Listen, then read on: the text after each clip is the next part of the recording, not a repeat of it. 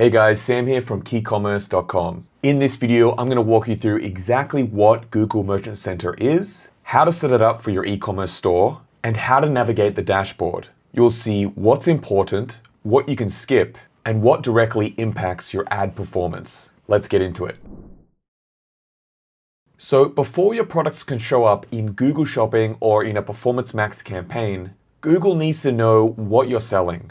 And that's exactly what Google Merchant Center is for. Think of it as the place where you tell Google everything about your store. Your products, your prices, your inventory, all of it. Without it, your campaigns can't run. And if it's not set up correctly, your products won't get approved, which means they won't show up anywhere. So let's get this done properly from the start. Okay, first thing, go to google.com/retail and click Get Started. Now, you'll need a Gmail or Google-based email for this. My recommendation here is to use the same email that you use for your Google Ads and your Google Analytics accounts. It'll make everything much easier to manage long term. Google's going to ask you some questions about your business. They're checking if you're eligible for an account. I'm going to select yes, we do sell products online. Then I'll enter my store's URL here. And no, we don't have a physical store. Click Continue. Google's going to remind you one more time that Merchant Center is for products, not services. Just making sure that you're in the right place. So let's keep going. All right, now this is important. They're asking you for your business name. I see a lot of store owners make a mistake here. They put in their legal or corporation name. Don't do that. Put the name in that you actually use when you advertise, your doing business as name, because this is what's going to show up next to your ads. So you want it to match what customers already know you as. For example, in this walkthrough, we're using this store called Pet Toy Land. And that's exactly what we'll enter here. Okay, now we've finally cracked into the account interface. Google's given you a checklist here that needs to be completed before you can run shopping ads. Now, I go deeper into each of these in our other videos throughout this 2026 Google Shopping series. I definitely recommend checking those out because getting this right matters. I'll leave the links down below. But for now, let's focus on the first two. They're pretty straightforward. First up, add your business address. You'll notice you can't change the country here. That's locked in from earlier. And there's no way to change it without creating a brand new account. So make sure you got that right the first time. For the address itself, and this is important, don't use a PO box or a rented address. Only use an address where you actually receive mail. Google wants to see where you actually operate from. And don't worry, this address stays private. It won't be shown publicly anywhere. Okay, let's save that. All right, we'll complete the rest of that checklist in the upcoming videos. But for now, let me walk you through the Merchant Center interface so you know where everything is. Let's start with the top left navigation. First thing you'll see is Overview. Honestly, most people skip right past this page. It's just Google showing you what they think is important when you log in. But the insights here are better found in other sections, so don't spend too much time here. Next is Notifications.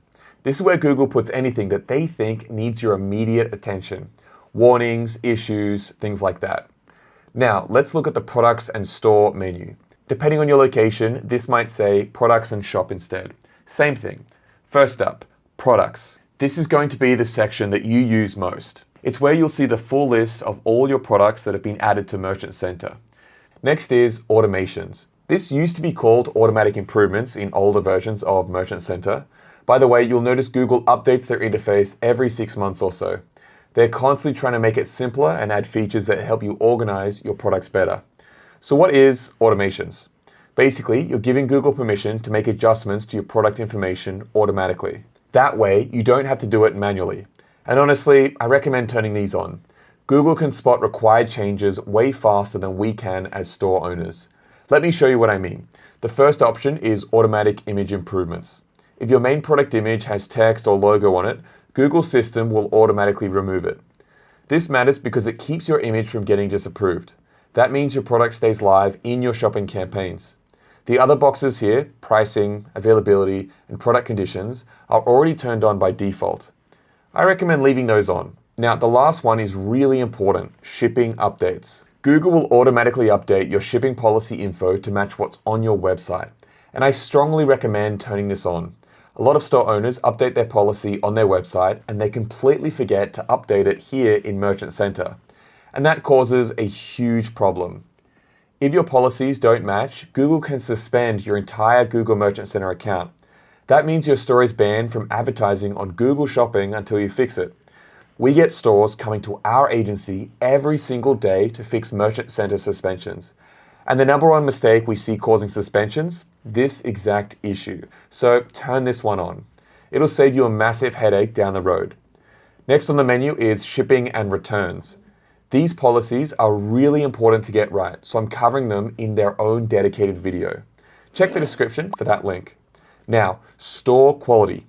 We'll come back to this once your campaigns have been running for a bit. Basically, this is Google's scorecard for your store compared to your competitors. If Google thinks you're a top quality store, they might even add a badge to your ads saying so. We'll revisit this section as your account grows. You want to make sure you're competitive on things like shipping speed and how well you're presenting your products according to Google's standards. Next section, creative content. First thing under here is Product Studio. This is an AI tool where you can try and improve your product images. My team and I have tested it out, and honestly, it's more of a distraction than something that actually helps your profitability. There are way better AI tools out there for improving product images. Feel free to play around with it if you want, but don't spend too much time here until Google improves this tool a lot more. Now, video assets. This is a newer feature in the creative content section. Think of this as your brand's video library. Google pulls videos from your linked social media accounts and your website and brings them here for review. This can be helpful when you're setting up a Performance Max campaign. If a video is in this list, it automatically syncs to your Google Ads account, making it easier to select during setup. But if your focus right now is just launching your first Google Shopping campaign, you can skip this part for now. Alright, now let's go to the marketing section on the left menu. We're going to skip ad campaigns entirely, because it's way too basic for managing your campaigns properly. We'll handle all of that inside your Google Ads account instead. Next is marketing methods. Under here, you'll see shopping ads and free listings. For shopping ads, we're not setting them up here. We'll do that in Google Ads, but free listings, I recommend keeping these enabled. Free listings let Google show your products in shopping search results organically. This means they're not pay-per-click ads, they're free. Obviously, paid ads get way more visibility, but free listings are still worth having on. It's free traffic. The next two links under Analytics are pretty basic. You can get way better reports elsewhere, like in Google Analytics or inside your Google Ads account. Summary just shows you a simple click report and some trend insights. And products is where Google tries to give you insights into how your products are trending. It also shows you how you're performing against your competitors. This can actually be valuable once you're running campaigns. It helps you understand how visible you are to shoppers in the marketplace. All right, last section, settings.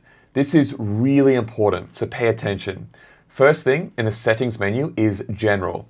Google does a decent job explaining what each option does, but I want to call out one thing in particular, product protection. I recommend turning this on and leaving it at the default 40%. What this means is that you'll get an alert before any action removes 40% or more of your products from Merchant Center. Accidental deletion happens more often than you think. This is a really good safety measure. Next is business info. This is where you can edit your business details. You'll notice that you can add way more information here than what you were asked for during setup. This includes things like customer service info, business identity attributes, and your social media profiles. The Stores tab is for physical store locations. If you have a physical store, you'd add your Google business profile here. That way, you can show local ads to shoppers who might want to pick up items in store. And countries, that's where you select which countries your ads can appear in. Next up, data sources. We'll dive into this more when we get to setting up your product feed. For now, just know that this is where you manage all your external connections to Merchant Center. Next, you'll see add-ons. Think of add-ons like the App Store for your account. These are optional features you can turn on to enhance your ads. I'm covering these in detail in standalone videos in this Google Shopping series. Check the description. I've linked all the videos I've mentioned right there. And finally, access and services. This section has two parts, and the second one is critical.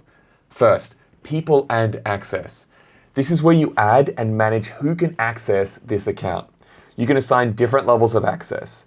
Admin has full control, standard has some control, and performance and insights only lets people read reports. And the second part, apps and services. This section is the bridge that connects your Merchant Center account to other platforms. This is where you'll link your Google Ads account so your products can actually show up in paid searches. You can also link Google Analytics here to track your sales. Now, if you're using Shopify, the process is a little different. You'll usually start by installing the Google and YouTube app inside your Shopify dashboard. That app then connects to this section automatically. Once everything's linked, your store data stays in sync across all platforms. Without this connection, your ads simply won't run. So this is your top priority. Our next video walks through this step by step. If you want to follow along with me to make sure your account is set up properly, I highly recommend watching that next. Link is in the description. Alright guys, that's it for this walkthrough. If you ran into any bottlenecks during this video or have any questions at all, leave them in the comments down below. My team and I, we read your comments and we try to answer as many as possible. By the way guys, this video here is actually part of our free Google Shopping series. It shows you everything you need to set up, optimize, and scale your campaigns to over 50K per month. Link down below for the full free series. Go and check it out. Now, I know that setting all this stuff up can be a little overwhelming. If you'd rather an expert team handle this all from day one, my team and I, we can help. We manage accounts for dozens of brands every single day. And we've used these exact methods to scale stores to 6, 7 figures and beyond. Go check out the description. There's a link to book a call with my team and I. We'd love to meet with you and show you how we'll do this for your store. Thanks for watching, guys. I'll see you in the next video. Bye for now. Make sure to check out our other videos. This one here might be especially useful for you.